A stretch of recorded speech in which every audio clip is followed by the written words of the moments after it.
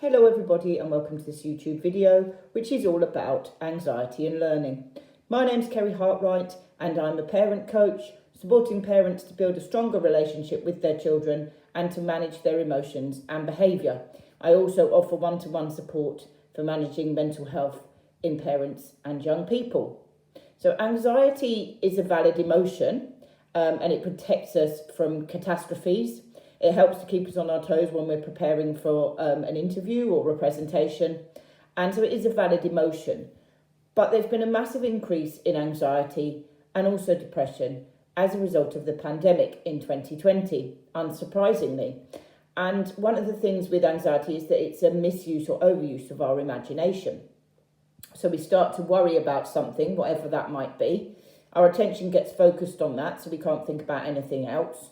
Our heart starts to race and we start to feel a bit sick, and we might find ourselves sweating, and then we're unable to think about anything else really, and it can overtake our mind a little bit. And what's happening when we become anxious is that our part of our brain called the amygdala is starting to act as a security guard, if you like. It detects that there's a threat or something that's worrying, and so it steps in to protect us. And when it does this, it shuts down the thinking part of our brain. So we're no longer able to make sort of rational decisions, and we can't take in new information very well or process new information. And that's where the link between anxiety and learning is. When we're in a heightened state of anxiety, perhaps we've been worried about going back to school and what's going to happen as a result of the latest pandemic, and we've got ourselves all worked up. And then we go into school and we find that it's really hard to study or take in information. And that's because the amygdala in our brain is acting as a security guard to protect us from whatever the threat it perceives us to be at. And it stops us from being able to process information. So that's the link between anxiety and learning. And one thing that we need to think about is how we manage this. I'm sure lots of people have been in an exam and experienced brain freeze. So again, if we go into an exam, we can be fully prepared, but feeling a little bit nervous on the day.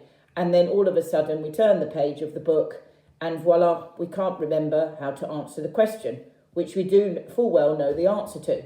So that's where anxiety affects learning and the things that we need to think about doing. Well, in the first place, one of the things that we can do to help manage anxiety as an ongoing strategy is to get our young person to think about the things that they can control and the things that they can't control, and to focus on what they can control, because most of the time things that are going to happen in the future are a bit out of our control. And I found this to be beneficial to me recently. I had something going on that was making me feel really worried, and so I had a choice. I could either focus on that particular thing and let it worry me sick, even though I had no control over the outcome, or I could choose to focus my mind somewhere else. And so that's what I choose to do, and it helped to get me through quite a nervous time.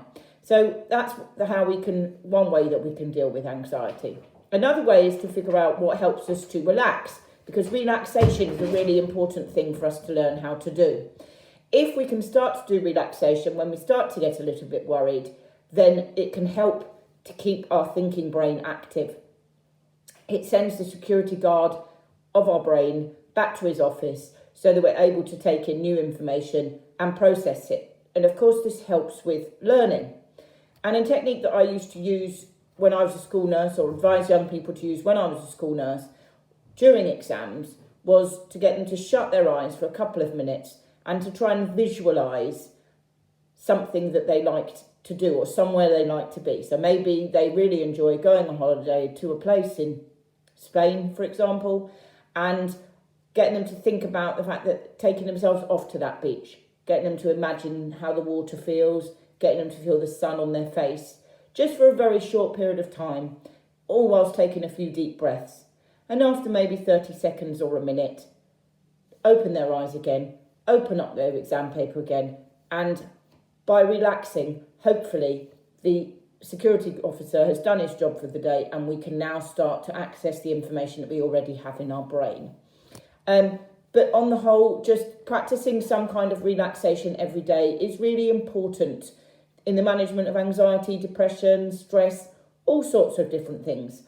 And I did a relaxation session the other day, and we talked a lot about a mental health first aid kit. And this is obviously something that's metaphorical, it's not an actual thing, but getting to recognise the strategies that work for you to help you manage your emotion, and getting your child to think about the strategies that help them to manage their emotions, because we can't predict what's going to work for our children, is really important, so that when we are faced with some of the challenges that life might throw at us, we can put this relaxation strategy into place and hopefully help to keep our anxiety at bay. So I hope you found that helpful, and I will see you on the next video.